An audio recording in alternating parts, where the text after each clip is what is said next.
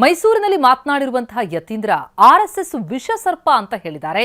ಇದು ಬಿಜೆಪಿ ಕಲಿಗಳನ್ನ ಕೆರಳಿಸಿದ್ದು ಯತೀಂದ್ರ ವಿರುದ್ಧ ಕಿಡಿಕಾರಿದ್ದಾರೆ.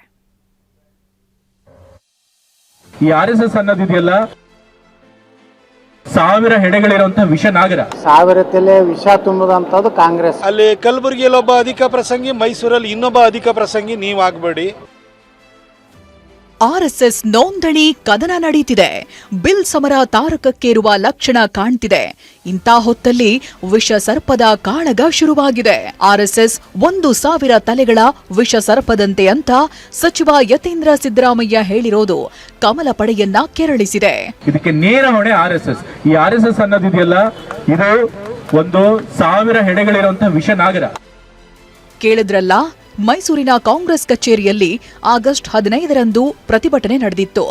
ಮಲ್ಲಿಕಾರ್ಜುನ್ ಖರ್ಗೆ ಭಾಷಣದ ಬಳಿಕ ಸ್ಥಳ ಶುದ್ಧೀಕರಣ ಮಾಡಿರುವ ವಿಚಾರವನ್ನ ಖಂಡಿಸಿ ನಡೆಯುತ್ತಿದ್ದ ಪ್ರತಿಭಟನೆಯಲ್ಲಿ ಯತೀಂದ್ರ ಭಾಗಿಯಾಗಿದ್ರು. ಈ ಸಂದರ್ಭದಲ್ಲಿ ಮಾತನಾಡಿದ ಯತೀಂದ್ರ, ಆರ್ಎಸ್ಎಸ್ 1000 ನಾಗರ ತಲೆಗಳ ವಿಷ ಸರ್ಪ, ಅದನ್ನ ಕೊನೆಗಾಣಿಸದಿದ್ರೆ ದೇಶ ಹಾಳಾಗುತ್ತೆ ಎಂದಿದ್ದಾರೆ. ಈ ಆರ್ಎಸ್ಎಸ್ ಅನ್ನೋದಿದೆಯಲ್ಲ, ಇದು 1000 ಹೆಡೆಗಳಿರುವಂತಹ ವಿಷ ನಾಗರ. ಆದ್ರೆ ತುಂಬಿಕೊಂಡಿರುವಂತದ್ದು ಜಾತಿವಾದ, ಕೋಮುವಾದ, ಮನುವಾದದ ವಿಷ ತುಂಬಿಕೊಂಡಿರುವಂತದ್ದು. ಇದು ಇಡೀ ಸಮಾಜಕ್ಕೆ ವಿಷ ತುಂಬುವಂತ, ವಿಷ ಕಕ್ಕುವಂತ ಒಂದು ನಾಗರ. ಇದನ್ನ ನಾವು ಹೀಗೆ ಬಿಟ್ರೆ ನಮ್ಮ ಸಮಾಜ ಹಾಳಾಗುತ್ತೆ, ನಮ್ಮ ದೇಶನೂ ಹಾಳಾಗುತ್ತೆ. ಯತೀಂದ್ರ ಹೇಳಿಕೆಗೆ ಕೆಂಡ ಕಾರಿರೋ ಬಿಜೆಪಿ ನಾಯಕರು ವಾಗ್ದಾಳಿ ನಡೆಸಿದ್ದಾರೆ. 1000 ತಲೆ ವಿಷ ತುಂಬುದಂತದ್ದು ಕಾಂಗ್ರೆಸ್. ಒಂದ್ ರೀತಿ ಮುಸ್ಲಿಮರನ್ನ ಖುಷಿ ಪಡಿಸ್ಲಿಕ್ಕೆ ಮಾತಾಡ್ತಾರೆ ಹೊರತು ಅದರೊಳಗೆ ಯಾವುದೇ ಅರ್ಥನೂ ಇಲ್ಲ, ಯಾವುದೇ ರೀತಿಯ ತೆಲೆನೂ ಇಲ್ಲ. MLC ಮೂಲಕ ಅವ್ರ ತಂದೆ ಹೆಸರಿನಲ್ಲಿ ಮಂತ್ರಿ ಆಗಿದ್ದಾರೆ. ಫಸ್ಟು ಆ ನಗರಾಭಿವೃದ್ಧಿ ಕೆಲಸ ಕಾರ್ಯಗಳನ್ನು ನೋಡಲಿ, ಅವ್ರು ಏನು ಒಳ್ಳೆ ಕೆಲಸ ಮಾಡಿದ್ದಾರೆ ಈ ದೇಶಕ್ಕೆ ಅಂತೇಳಿ.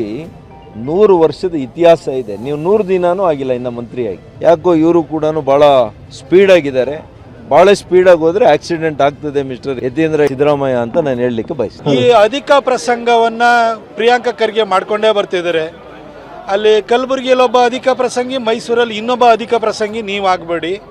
ಖರ್ಗೆ ಅವರನ್ನ ಅವಮಾನಿಸಿದ್ದಾರೆ ಅಂತ ಪ್ರತಿಭಟನೆ ನಡೆಸ್ತಾ ಇದ್ದ ಯತೀಂದ್ರ ಆರ್ಎಸ್ಎಸ್ ವಿಷ ಸರ್ಪ ಅಂತ ಹೇಳಿರುವುದು ಚರ್ಚೆಗೆ ಗ್ರಾಸವಾಗಿದೆ. Bureau report, TV9.